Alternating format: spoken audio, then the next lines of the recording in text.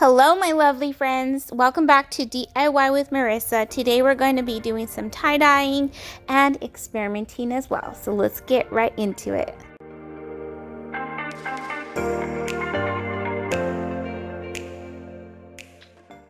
Alrighty my friends, so as you can see, all of my shirts are already prepped and rubber band up, ready to go. And if you need some more guidance on this, what I'm going to do is leave my previous video, which was the reverse tie-dye, linked up above for you guys in a card or in the description box down below.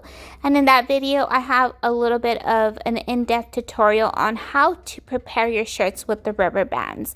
But I want to add that for this type of tie-dye, you want to make sure that all the shirts are pre-washed before you rubber band them up. The next step is to prepare your water, and I just grabbed some Dollar Tree tubs and I have it filled with extremely hot water about a quarter of the way. And I'm really just eyeballing everything, so I put in maybe about like 2 tablespoons of dye in addition to about a teaspoon of salt and a dash of soap. It just varies with the amount of dye you want to put in there. So now that the dye is mixed very well, I'm just going to take a squirt bottle and dip it into the tub to collect all of the dye. You can pour it in there. I just chose this way. I felt this was just easier for me at the time. And then I'm going to go in and start dyeing my shirts. And what I'm doing is just picking every other triangle and dyeing it front and back.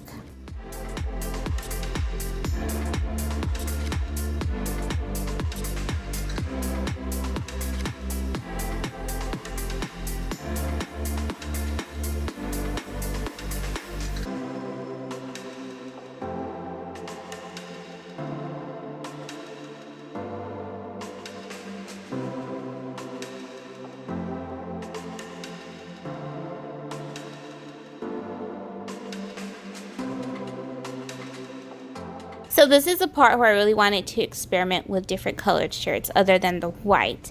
I tried to do the reverse tie-dye on the gray and the yellow, but that didn't work out. So I figured, why not try to dye it? So that's what I'm going to try doing. And I'm going to dye one of each color, as you will see here.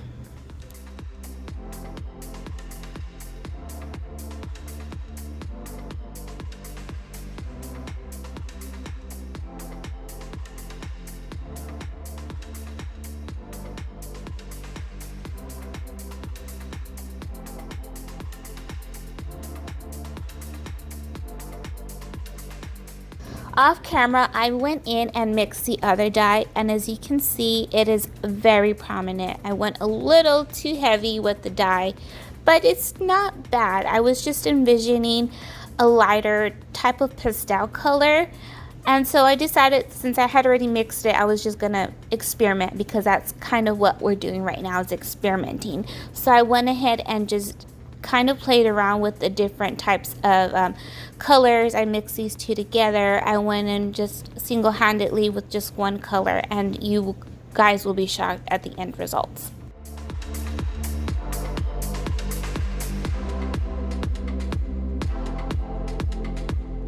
A good tip when working with dye is to choose a workspace where you have immediate access to water so that you can stop the dyeing process at any time. I am working in my kitchen, and I'm keeping an eye as I am dyeing on the shirts that I've already dyed, so I can just add water and stop the dyeing process.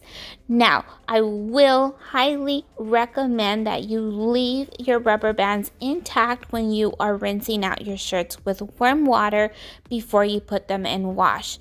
I did the mistake of taking off the rubber bands, and the dye was bleeding through other parts of the shirt that I didn't want dyed necessarily.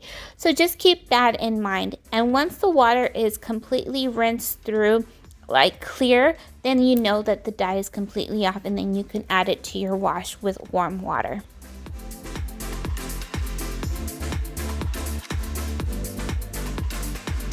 Alright you guys, this is the final product. I did wash them separately, the two different colors, because the dye is no joke. Like, as you can see, this is really not even white, which I was a little kind of upset because I really wanted the white to kind of come through, but It did not, but that's okay. Look at how cool this is. Like, I'm so totally into tie-dye right now.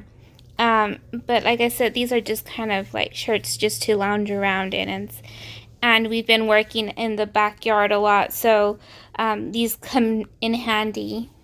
But I really love this. Can you see this?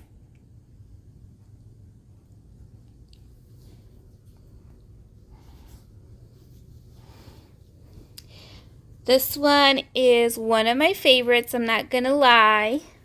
Look at that. Just all those colors. Look at. The only thing I was a little, I'm not sure what happened here. Can you see that there? I don't know if it was like the rubber band. I'm really not sure, to be quite honest with you. So I would just, you know, be careful when you're straining it and taking off the rubber band. But other than that, pretty cool. This one came out really cool too. If you remember, it was that yellow one, and it kind of like stained it kind of like a, I don't know, like a neon kind of yellow, between yellow and green, some kind of odd color. But yeah, super wonderful for working out in. And then the last one for the batch was the gray one. So it did take color. I could have probably left it longer, but I was just a little impatient, you guys. However, you know, like I said, it was just an experiment. So I was just experimenting on colors just so that you all know what else you can dye. So I think if the darker, that you can like maybe use a darker type of dye and the colors would be a little bit more prominent, as opposed to this one. Even though I did go a little heavy with the dye, so it did take some color, but I think overall just the gray is not really a good one to dye, but it does not look bad. It's not bad. Okay, so here are the other ones, and I want to be quick because I'm losing daylight, and I just wanted you guys to see you know, what you can with the daylight. So here is this. I had a little mishap here with that color, but there's that, and then there's this one here. As you can see that the color kind of just bled through. Like, this is not exactly white, and I wanted it white, but again, that's fine. It's just an experiment and just to, you know, have a different look.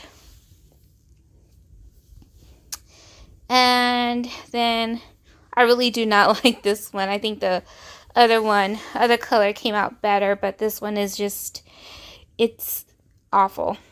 So I will most likely be using this for a rag. But yeah. Alright, my lovely friends, that is all I have for you today. I really hope you guys have enjoyed this video, and if you did, please don't forget to give me a thumbs up. Also, I really hope you guys consider subscribing. In the next video, I'm going to be doing some DIY home decor for a room that I'm making over, and I really hope you join me for this one. I'll catch you guys in the next video. Have a beautiful and blessed day. Bye!